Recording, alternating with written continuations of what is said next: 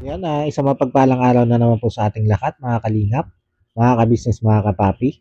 Panibagong araw, panibagong reaction ulit po tayo. At for today's video po ay gawan po natin ng reaction.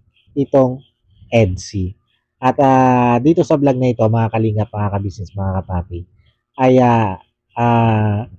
inaya nitong sila Kalingap Rob, nitong sila Kalingap Edo, itong pamilya ni Beyonce para kumain sa labas. At yan, bago po tayo magpatuloy dito sa ating gagawin reaction video na ito, ay syempre lagi po nating paalala na patuloy lang po nating suportahan ang ama ng Kalingap na walang iba kundi si Kuya Bal Santos Matubang. Ganon din po ito si Kalingap Rob at ganon din po si Ate Edna Vlog, ang butihing may bahay ni Kuya Bal Santos Matubang. At syempre ganon din po ang butihing may bahay ni Kalingap Rob na si Ma'am Jack Tapia Matubang. At ganon din po ang lahat ng Kalingap partners at lahat ng Kalingap reactors. At isama na rin po natin mga Kalingap, mga kabisnes, mga kapapi, sa patuloy po nating susuportahan ang Kabisnes Official, Papa Dins TV, Kabisnes Family, at Mrs. KB Official. Yan, support lang po natin sila. At ito po, tuloy na po tayo dito sa ating gagawing reaction video para dito sa EDC. At dito may mga clip video po akong kinuha para ipanood sa inyo. At ito, umpisahan agad natin. Ano ka lang, dito? Hindi ka napagod dun sa nakarang paglabas? Kasama kami, hindi pa napapagod. Umpisa pa lang, talaga namang nagpapakilig na agad itong dalawang ito. Di ba? Hindi daw naman napapagod dito si Beyonce pag kasama niya ito si Kalingap Edo. Ikaw na, Kalingap Edo, ang nagiging energy, ano ba yon tawag doon? Hindi naman energy drink eh. Yung nakakapagbigay ng energy kay Beyonce. Kaya hindi siya napapagod pag kasama mo siya. Di ba? At eto na nga po mga kalingap, mga kabisnes, mga kapapi. Pagkatapos ng intro na yan, na ika nga'y pampakilig na intro nitong EDC, ay eto, nagpakitang gilas naman dito si Kalingap Edo. At yun nga, habang naghuhugas ng pinggan, itong nanay nito si Beyonce, ay tinulungan nito ni Kalingap Edo. At halos inagaw pa nga. Inagaw niya yung paghuhugas ng pinggan dito sa mama ni Beyonce. At sabi ni Kalingap Edo, ay yun, magayak na nga daw itong mama ni Beyonce at siya na ang bahala sa paghuhugas ng pinggan. Di ba? Talaga naman ito si Kalingap Edo ay todo-todo ata ang pagpapalakas dito sa mga magulang nitong si Beyonce. Ika nga ay talaga namang masyadong namimianan itong si Kalingap Edo. Di ba? Sa amin kasi sa probinsya, ang tawag diyan sa mga ganyang ika nga ay nagpapakitang gilas sa bibiananin ay namimianan.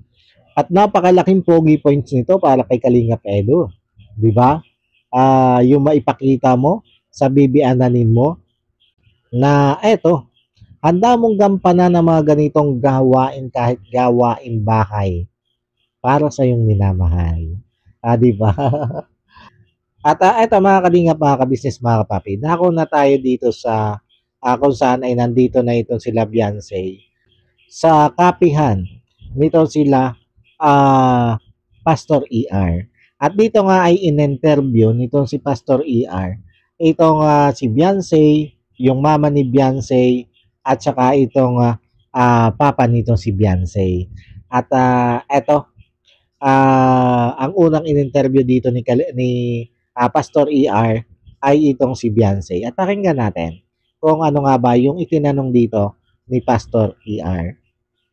I-describe mo sa amin naman yung first time mo naman na nakilala sila Kalingap Rob. Eto, sobrang natuwa din ako dito sa naging sagot dito ni Beyonce. Dito mo makikita kung papaano nagiging pag-asa ng marami sa ating kababayan, lalo na nga nandyan sa lugar ng Bicol, itong Kalingap. Eto, tuloy lang tayo. Siyempre po, masaya po tas nakaramdam po ako ng pag-asa. Nakaramdam ka ng pag-asa. Di ba? No makilala nitong si Beyonce, itong Kalingap, lalo na nga itong sila Kalingap Ram, doon siya nagkaroon ng pag-asa. Kasi nga, dumana sila na sobrang hirap ng buhay. Nang halos lugmok na sila sa kanilang pamumuhay. Nasabi nga ni Beyonce, halos araw-araw nangungutang sila sa tindahan.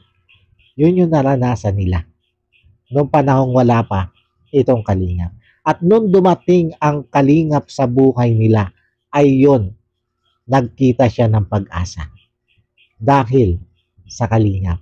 Kumbaga, andun yung katotohanan na yung mga kababayan natin katulad ni Beyonce na alam na pwede silang marating ng Kalingap ay tanging ang Kalingap ang ginagawang pag-asa sa buhay para kahit papaano ay makaahon o ika nga ay makawala doon sa sobrang kahirapan ng buhay. Ito lang yung nakakatuwa. Di ba mga Kalingap, mga kabisnes, mga kapapi? Lalo na nga sa part nila Kalingap Rab at nila Kuya Bal na isa sila sa tiniting ng pag-asa ng mga kababayan nating higit na nangangailangan katulad nga nito si Beyonce. Di ba mga Kalingap, mga kabisnes, mga kapapi? At dumako naman tayo dito sa naging tanong nitong si Pastor ER dito kay tatay about sa love team. Kung okay ba daw kay tatay yung setup na ginawa ni Kalingap Rab para dito kay Beyonce at kay Edo. At para kay tatay ay okay lang naman. At maging si Kalingap Edo ay okay lang sa kanya. Kumbaga, andun yung pagtitiwala niya kay Kalingap Edo at maging dito kay Kalingap Rab doon sa ginawang setup para dito sa love team. Sabi nga ni tatay, hindi daw naman siya papayag na itong si Beyonce ay inihahati dito ni Kalingap Edo ng gabi na kung wala siyang tiwala dito. At isa pa ay nababaitan kasi siya dito kay Kalingap Edo. Kaya ganito na lang niya kung pagkatiwalaan ito para dito kay Beyonce. Diba? Siguro nakikita din ni tatay kung gaano kabait itong si Kalingap Edo. At malamang sa malamang ay ipinapakita talaga ni Kalingap Edo yung lubos na pagrespeto niya. Hindi lang kay Beyonce, kundi pati sa mga magulang nito. Kaya naman ganito siya pagtiwalaan ng magulang nitong si Beyonce. Kasi sa totoo lang mga Kalingap, mga kabisnes, mga kapapi, sa mga magulang, ang isa sa mahirap kukanin ang tiwala, lalo na pagdating sa mga anak na babae, ay ang tatay. Pero kita nyo naman, ang sinabi nito si tatay, kung gaano siya katiwala dito kay Kalingap Edo. Diba?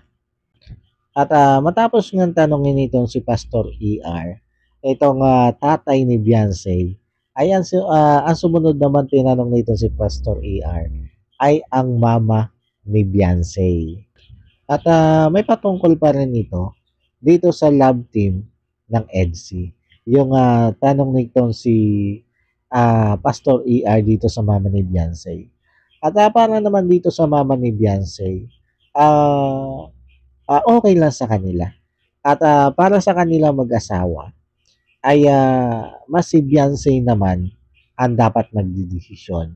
Kasi si Beyonce ang may katawan. Si Beyonce ang may damdamin. Yun naman yung point ng mama ni Beyonce. Kumbaga, kung saan masaya yung kanyang anak, ayun yung susuporta kanila mag-asawa. Diba? Napakaganda nung mindset dito ng mga magulang nito si Beyonce.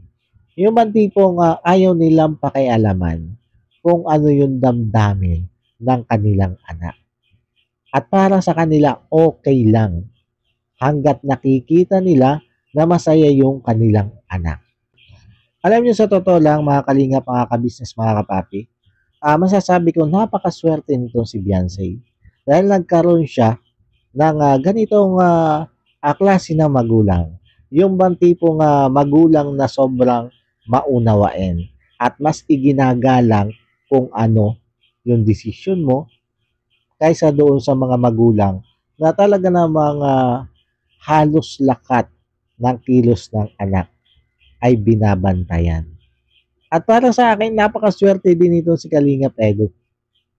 Dahil kung sakasakali ang magiging bianan niya ay sobrang napakamaunawain. Di ba? At saka, ayon naman dito kay nanay, ay boto naman siya dito kay Edu. Kasi nababaitan siya dito kay Edu. At nakikitaan nga niya ng respeto. Natuwa lang ako dito sa isang tanong ni Pastor ER patungkol doon sa papaano kung isang araw ay malaman itong mga magulang nitong si Beyonce na sila na pala ni Kalingap Edu. At dito makikita nyo, kinikilig ito si Beyonce. Kinikilig ito si Beyonce habang sumasagot yung kanyang mama. Kasi para sa kanya mama, okay lang. Basta ang mahalaga ay makapagtapos muna ng pag-aaral itong si Beyonce. Kasi para nga sa kanila ay walang problema kay Kalingap Edu para sa kanila. Kasi nababaitan at yun nga nakikitaan nila na mataas na respeto itong si Kalingap Edu. Kaya naman boto talaga sila dito kay Kalingap Edu para dito kay Beyonce. Maging itong tatay ni Beyonce ay ganun din. Ganun din yung kanyang pananaw na okay lang sa kanya na kahit nga ito si Beyonce at si Kalingap Edu ang magkatuluyan. Basta ang mahalaga ay makapagtapos muna ng pag-aaral itong si Beyonce.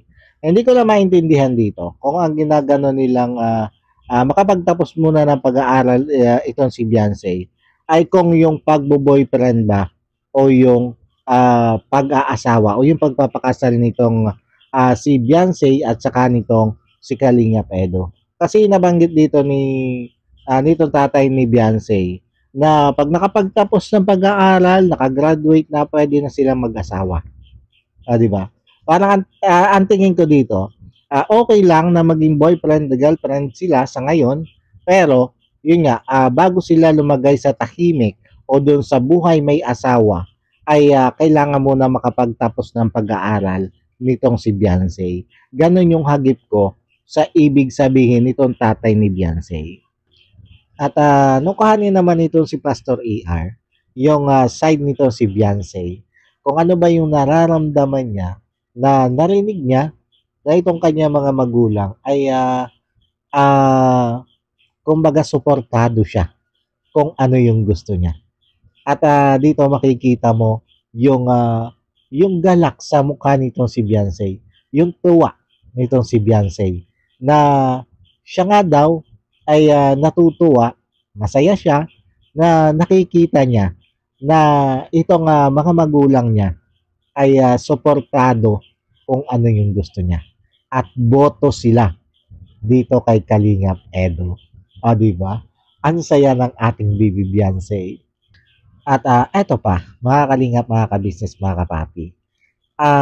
Dito sa tanong ni Pastor ER dito kay nanay, dito sa mama ni Beyonce, ay ibinuking ng mama nito si Beyonce na ito palang si Beyonce ay sa pool ay may crush na dito kay Kalingap Edu. Di ba?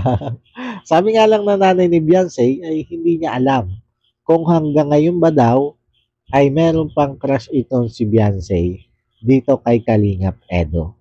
Pero para sa akin, mga Kalingap, mga ka-business, mga papi, sa tingin ko ay nagbago na.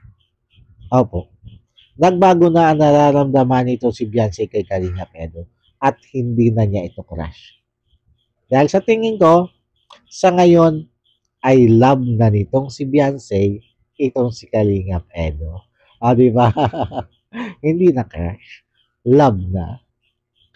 At ang nakakatawa lang dito sa mag-inang ito ay yun nga, nalaman natin na ito pa lang si Beyonce ay open na open dito sa kanyang nanay. Di ba? Lahat ng nararamdaman niya Halimbawa, yung kilig niya, yung problema niya, ay ibinabahagi niya dito sa kanyang nanay. Ikinikwento niya dito sa kanyang nanay. Sabi nga ng kanyang nanay, parang tropa lang sila, parang magkabarkada lang sila na open sa isa't isa. At alam niyo mga kalingap, mga kabisnes, mga kapapi, napakaganda nito para doon sa relasyon ng isang magulang at ng kanyang anak. Kasi tama si nanay. Pagka ganitong open sa iyo ang iyong anak, hindi nito magagawang maglihim. Diba? Yan yung maganda sa ganitong relasyon ng mga magulang sa kanilang anak. At eto na, dako na tayo dito sa pag-uusap naman nitong si Beyonce at nitong si Edo. At dito nga ay kinamusta ni Edo kung ano yung napag-usapan nila at ibinahagi naman ni Beyonce kung ano nga ba yung mga pinag-usapan nila.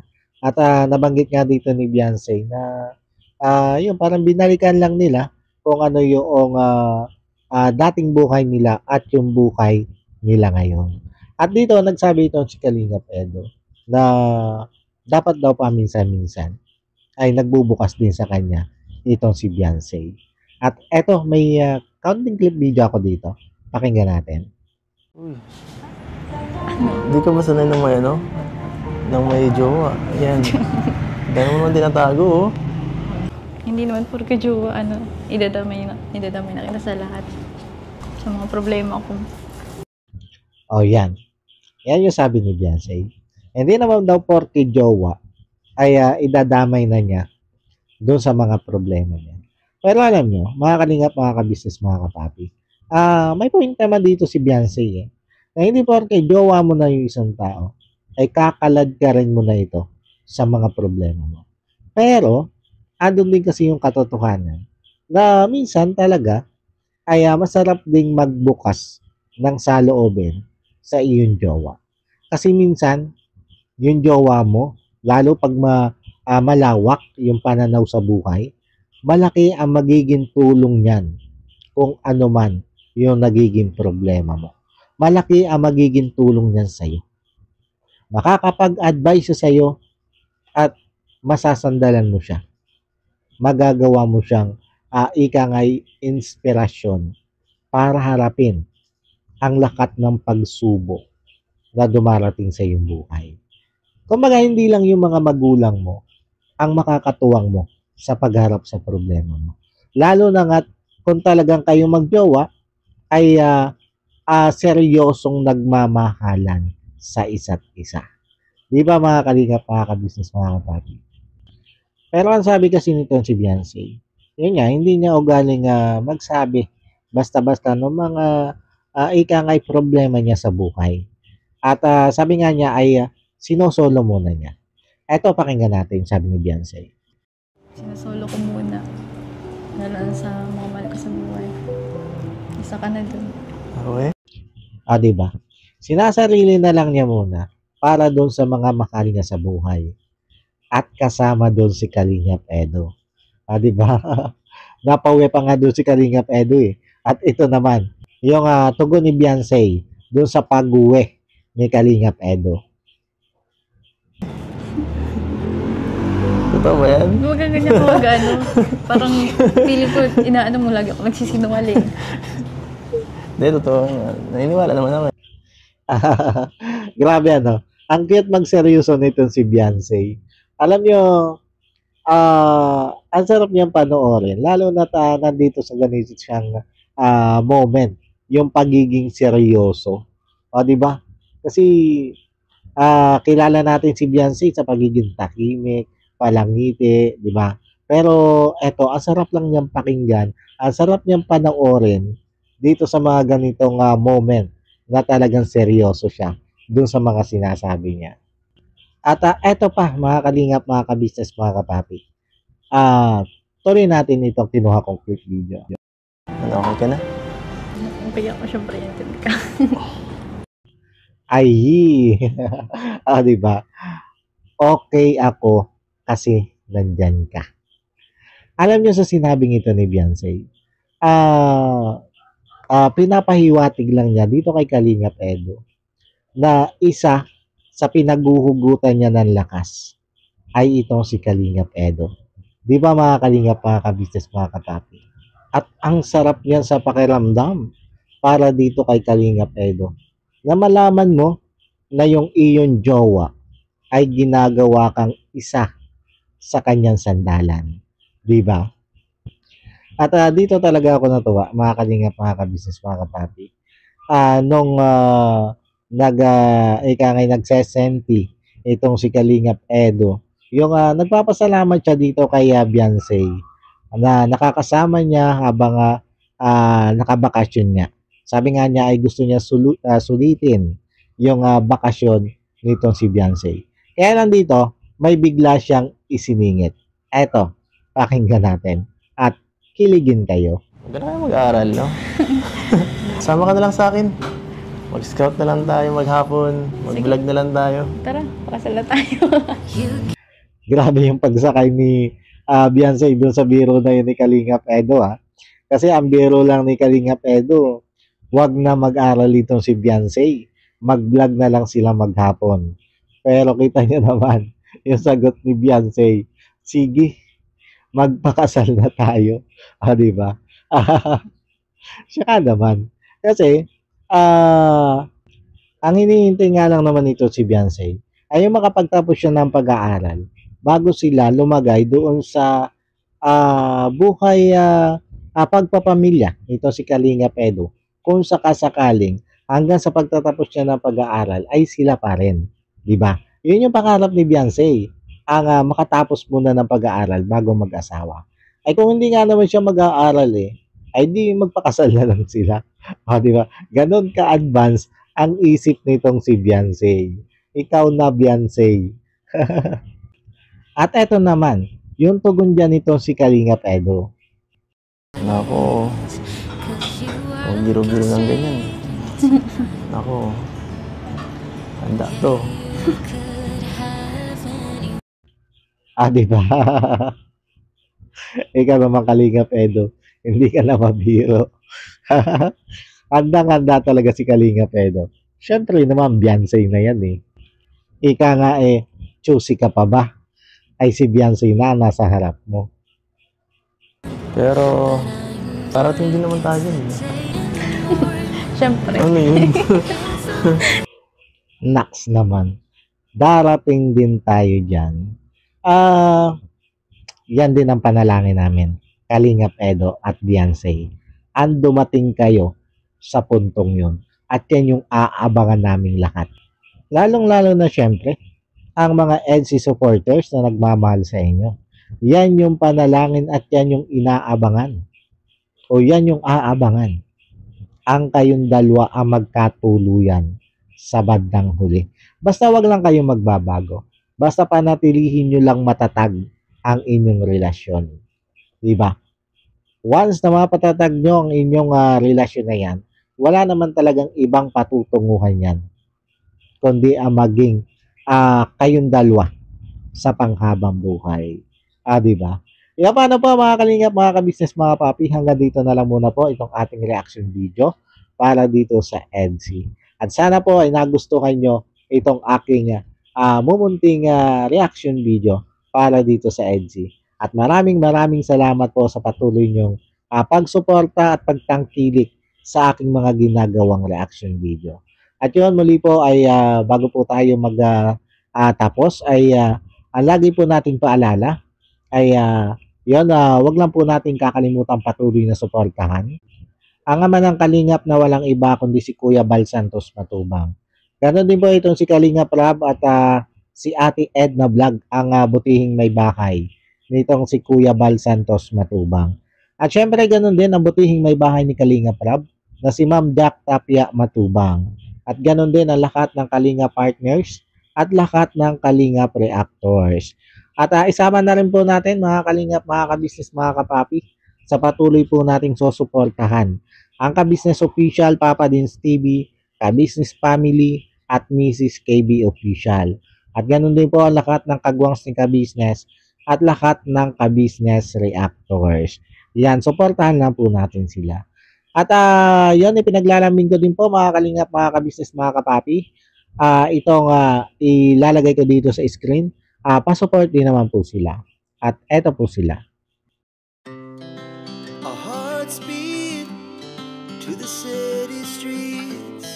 We began to feel the fire.